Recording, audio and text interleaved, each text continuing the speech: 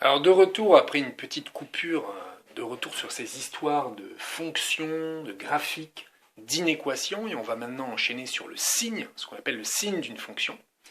Alors le signe d'une fonction, qu'est-ce que c'est? Eh bien on va dire que f est positive sur un intervalle i, si et seulement si, pour tout x qui appartient à l'intervalle i, on a f de x qui est positif ou nul. Et on peut même dire que f est strictement positive sur i, si pour tout x appartenant à i, on a f de x qui est strictement positif. De même, f sera strictement négative sur i, si et seulement si, pour tout x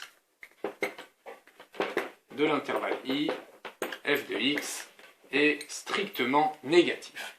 Alors, l'exemple qu'on a traité tout à l'heure nous permettrait de dire ici que la fonction est strictement positive sur l'intervalle -1, 2, union 4, 5, et que la fonction f, elle est strictement négative sur l'intervalle -2, -1, union 2, 4.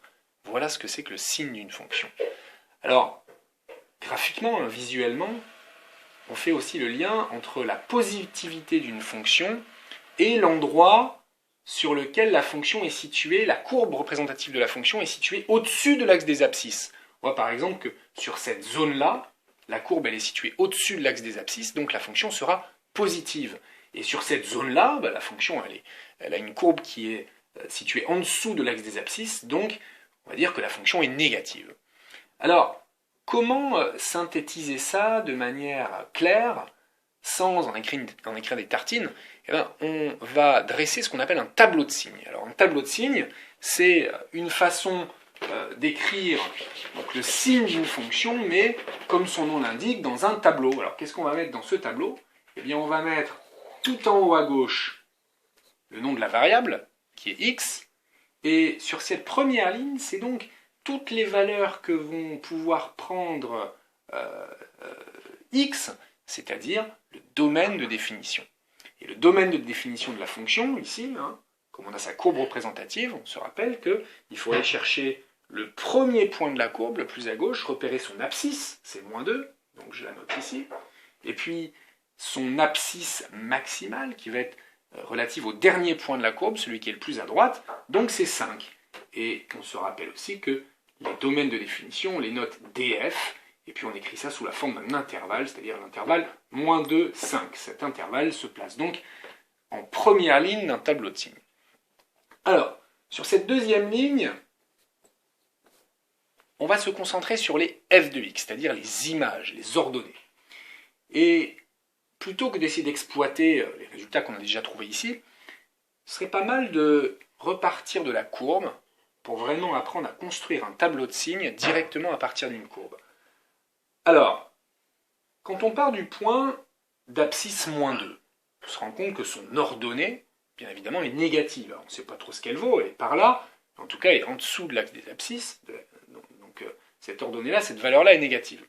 Alors, on s'attend à ce que, au début, dans notre tableau, on ait des f de x qui soient négatifs. Et en effet, si je prends aussi ce point-là, son ordonnée sera négative. Ce point-là, son ordonnée sera négative. Bref, pour tout x qui est compris entre -2 et -1,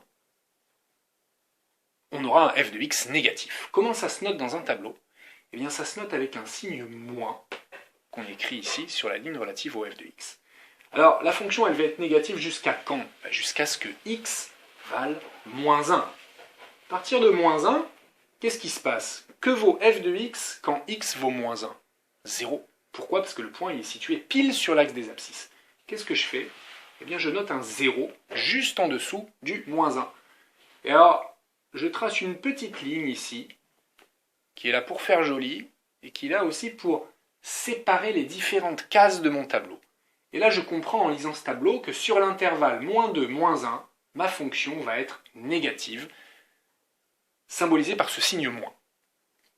Alors qu'est-ce qui se passe quand je continue à avancer le long de mes x? Eh bien je vois que entre x égale -1 et x égale 2, ici, la courbe passe au-dessus de l'axe des abscisses, elle va donc être positive, cette fonction, sur l'intervalle moins 1, 2, donc je vais mettre 2 ici, je vais mettre un plus ici, et d'ailleurs mes plus et mes moins, je peux aussi les positionner à côté de la courbe, sur la courbe. Hein. Là, c'est toute une partie sur laquelle la fonction est positive. Là, on a dit qu'elle est négative, par là-bas.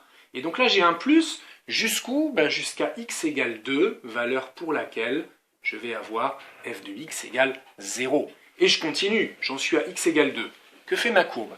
Elle redescend en dessous de l'axe des abscisses, donc elle va être négative, cette fonction. Jusqu'à quelle valeur de x?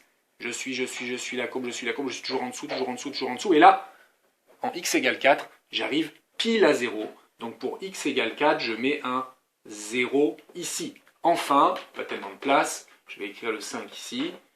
Entre 4 et 5, sur l'intervalle 4, 5, qu'est-ce qui se passe pour ma fonction?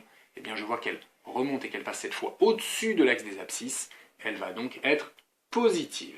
Donc, moins, puis plus, au-dessus de l'axe des abscisses, je mets un plus. Ici, elle redevient négative, j'ai bien un moins, et puis elle redevient positive à partir de x égale 4. Alors, voilà ce qu'on appelle un tableau de signes. C'est un tableau synthétique qui regroupe toutes les informations sur le signe d'une fonction, et je l'ai obtenu juste par lecture graphique de la courbe. Donc on rappelle, domaine de définition ici, entre moins 2 et 5, une ligne pour les x, une ligne pour les f de x. Je note dans cette deuxième ligne des plus, des moins et des zéros. Les plus signifient la fonction est positive, les moins, la fonction est négative, et les zéros signifient que pour ces points-là, f de x égale 0. Et ici, toutes les valeurs que je note sont bien entendu des abscisses, puisque je suis sur la ligne des abscisses, donc des antécédents. Ce sont donc les valeurs pour lesquelles f de x égale 0, autrement dit, les points d'intersection, ou plutôt les abscisses des points d'intersection avec l'axe des abscisses.